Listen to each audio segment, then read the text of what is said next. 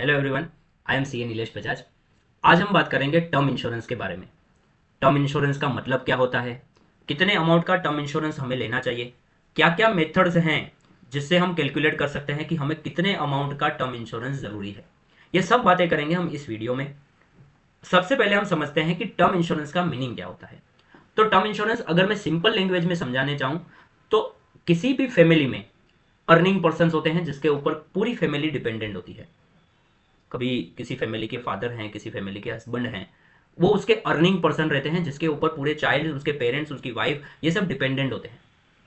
अब अगर उस बंदे को कुछ हो जाता है, उस बंदे को कुछ एक्सीडेंटली, नेचुरली कुछ डेथ हो जाती है, तो उस फैमिली का क्या जो उस पर डिपेंडेंट है, उनके पास फ्यूचर में इनकम कहाँ से आएगी, वो किस तरह से फ्यूचर में सर्वाइव करेंगे, किस तरह से वो अपना day to day expense bear करेंगे, ये क्वेश्चन रेज हो जाता है। तो लोग टर्म इंश्योरेंस इसीलिए लेते हैं कि अगर उस बंदे को कुछ हो जाता है जो घर के लिए कमाता है, तो अगर उसको कुछ हो जाता है तो फैमिली को रेगुलर इनकम मिलना चाहिए, उनके सर्वाइवल के लिए कुछ अमाउंट उनको मिलनी चाहिए, जिसको बोलते हैं टर्म इंश्योरेंस। टर्म इंश्योरेंस हम इस तरह से भी समझ सकते हैं कि अगर अर्निंग पर्सन की डेथ हो जाती है तो उसकी फैमिली को जो पैसे मिलते हैं उसको बोलते हैं टर्म इंश्योरेंस। टर्म इंश्योरेंस में हमें रेगुलर प्रीमियम पे करना पड़ता है, जो प्रीमियम मंथली भी हो सकता है, 6 मंथली भी हो सकता है, ईयरली भी हो सकता है। हम हमारे ऊपर डिपेंड करता है कि हम किस तरह से वो प्रीमियम पे करना चाहते हैं। अगर आप प्रीमियम 1 मंथली पे करना चाहते हैं, 6 मंथली पे करना चाहते हैं, ईयरली पे करना चाहते हैं, तो आप उस तरह से भी ये कर सकते हैं। अब हम शुरू करते हैं कि टर्म इंश्योरेंस कितना, किस अमाउंट का जरूरी है। कभी कभी कोई बंदे क्या करते हैं कि 10 लाख का टर्म इंश्योरेंस ले लिया, 50 लाख का टर्म इंश्योरेंस ले लिया, 1 करोड़ का टर्म इंश्योरेंस ले लिया। इस तरह से सीधा कुछ डिसाइड नहीं होता है। हमने एक क्लाइंट से पूछा कि आपने 50 लाख का टर्म इंश्योरेंस लिया है, क्या रीजन है, तो उसने बोला कि सर हमारे एजेंट ने सजेस्ट किया था कि 50 लाख का टर्म इंश्योरेंस ले लो, तो हमने ले लिया। फिर दूसरे क्लाइंट से पूछा कि आपने 1 करोड़ का लिया है, तो 1 करोड़ का क्यों लिया है, तो उसने बोला कि हमें ये सुनने में अच्छा लगता है कि हमारे पास 1 करोड़ का टर्म इंश्योरेंस है, इसलिए हमने 1 करोड़ का टर्म इंश्योरेंस लिया। बट गाइज एक्चुअली इंश्योरेंस इस तरह से कभी भी डिसाइड नहीं होता है कि अच्छा लगा 1 करोड़ का अमाउंट, हमने 1 करोड़ का ले लिया। हमारे एजेंट ने सजेस्ट किया 50 लाख रुपए का इंश्योरेंस ले लो, तो हमने 50 लाख का ले लिया। बट एक्चुअली जो हमें इंश्योरेंस लेना है उसकी कई सारी मेथड्स होती हैं कि कितनी हमें नीड है और कितना हमें इंश्योरेंस लेना है, उस मेथड से ये कैलकुलेट होता है और उसके हिसाब से हमें पता चलता है कि ये हमें इतने इंश्योरेंस की जरूरत है। कभी कभी हम इनकरेक्ट अप्रोच डिसाइड करते हैं कि हम इस तरह से डिसाइड करते हैं कि हमारा प्रीमियम, हम इतना प्रीमियम पे कर सकेंगे, हमारी प्रीमियम पेइंग कैपेसिटी इतनी है, तो हमें इतना ही इंश्योरेंस का कवरेज मिलेगा, और हम इतना प्रीमियम पे कर सकते हैं तो हम इस अमाउंट का इंश्योरेंस ले लेते हैं।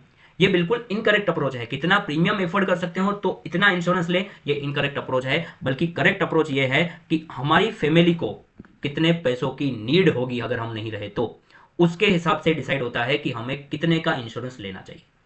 जो मैंने मेथड्स की बात करी उसमें से दो मेथड्स मैं आपको आज एक्सप्लेन करने वाला हूं। फर्स्ट मेथड है income multiplier method and second method है need based calculation method. First method बहुत सिंपल है, इनकम मल्टीप्लायर मेथड। शुरू करते हैं इनकम मल्टीप्लायर मेथड। सबसे पहले आप डिसाइड करिए कि हमारी एनुअल इनकम क्या है। जो आपकी एनुअल इनकम है उससे मल्टीप्लाई कर दीजिए कितने ईयर्स तक का बेनिफिट आप अपनी फैमिली को देना चाहते हैं, कितने ईयर्स तक के पैसे आप अपनी फैमिली को देना चाहते हैं, वो आप डिसाइड कर दीजिए, उसको मल्टीप्लाई कर दीजिए आपकी अपनी एनुअल इनकम से फॉर एग्जांपल अगर आपकी एनुअल इनकम 10 लाख रुपए है, आप ईयर में 10 लाख रुपए कमाते हैं, और आप ऐसा चाहते हैं कि अगर हमें कुछ हो जाता है तो 20 ईयर्स तक के पैसे हमारी फैमिली को मिलने चाहिए, यानी कि 20 साल तक की जो हमारी इनकम हम कमाने वाले हैं वो पूरी फैमिली को अभी ही मिल जानी चाहिए। तो आप अपनी एनुअल इनकम यानी कि 10 लाख रुपीज को मल्टीप्लाई कर दीजिए 20 ईयर्स तक। क्यों 20 ईयर्स किया है? बिकॉज हम चाहते हैं कि हमारे बाद 20 ईयर्स तक के पैसे हमारी फैमिली को मिलने चाहिए उनकी सर्वाइवल के लिए। तो आप अपने 10 लाख इंटू 20 ईयर्स तक कर दीजिए, तो जो अमाउंट आ जाती है वो तकरीबन आ जाती है 2 करोड़ रुपीज। तो आपको ये जो इंश्योरेंस लेना है वो 2 करोड़ का इंश्योरेंस लेना चाहिए। ये हुआ first method. First method very simple, जो आपकी एनुअल इनकम है उससे मल्टीप्लाई करिए नंबर ऑफ ईयर्स, जितने ईयर्स तक आप बेनिफिट देना चाहते हैं अपनी फैमिलीज को। सेकंड मेथड अगर हम बात करें तो वो है नीड बेस्ड इक्वेशन।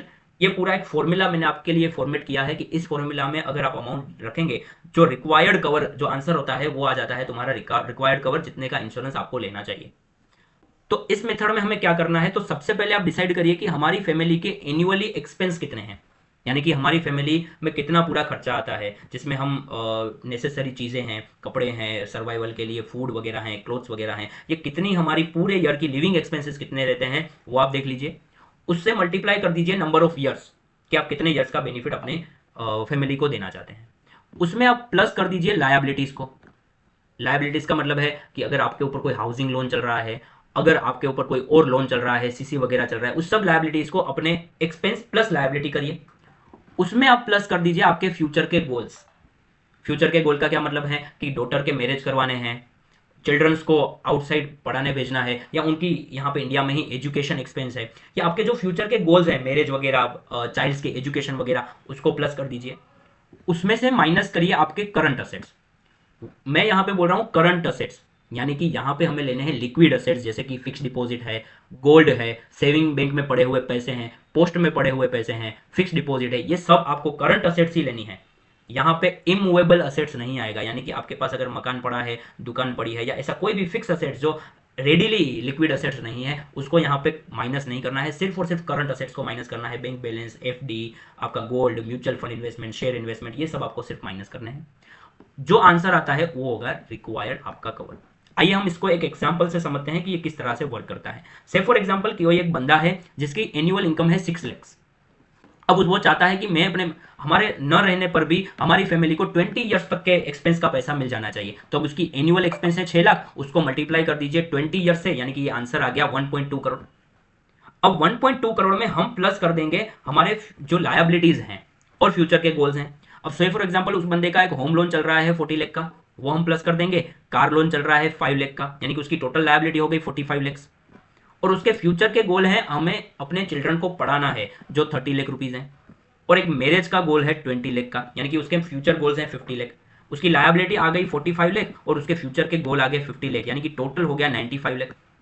ठीक है, अब हम समझते हैं कि आगे उसके ऊपर क्या क्या उसके पास असेट्स हैं, लिक्विड असेट्स क्या क्या हैं। तो लिक्विड असेट्स में से फॉर एग्जांपल उसमें सेविंग अकाउंट में पैसे पड़े हैं, म्यूचुअल फंड में पैसे पड़े हैं, एफडी में पैसे पड़े हैं, पीएफ में पैसे पड़े हैं, ये सब मिला के तकरीबन 25 लाख रुपीज हो जाता है।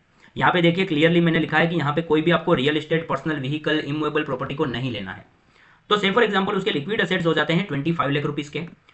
अब हम इसको अपने इक्वेशन में डालते हैं, जो हमने इक्वेशन ऊपर देखी, जो फॉर्मूला हमने ऊपर देखा उसको डालते हैं। तो सबसे पहले लिविंग एक्सपेंस आया 1.2 करोड़ का, उसमें मैं प्लस कर दूंगा उसकी लायबिलिटी 45 लाख, उसमें प्लस कर दूंगा 50 लाख रुपीज का जो फ्यूचर गोल है उसके, और उसमें से माइनस कर दूंगा 25 लाख।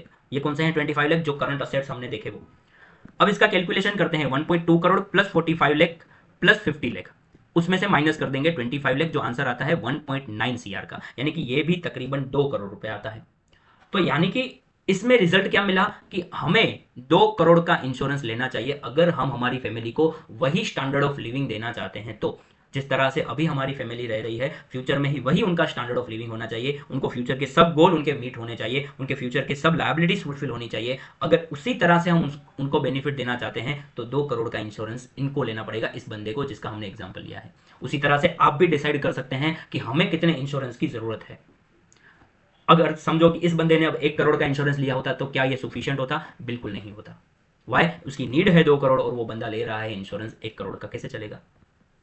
तो हमें किस तरह से 1 करोड़ कभी कभी सफिशिएंट नहीं रहते हैं, बिकॉज कभी कभी हम सोल अर्नर्स होते हैं, यानी कि हम अकेले हैं कमाने वाले पूरे घर में, या तो फिर हम मेट्रो सिटीज में रहते हैं। मेट्रो सिटीज का स्टैंडर्ड ऑफ लिविंग इन्फ्लेशन बहुत ज्यादा होता है, तो मेट्रो सिटीज में 1 करोड़ का इंश्योरेंस तो दिखता ही नहीं है। या फिर डेट होल्डर हैं हम। डेट होल्डर का मतलब है हमारे ऊपर कोई ना कोई लोन चल रहा है, चाहे वो हाउसिंग लोन हो, चाहे वो सीसी हो, चाहे वो बिजनेस लोन हो, एक्सेट्रा एक्सेट्रा। तो उस तरह से यही फैक्टर, ये भी फैक्टर हमें ध्यान में रखने हैं जब हम टर्म इंश्योरेंस डिसाइड करते हैं।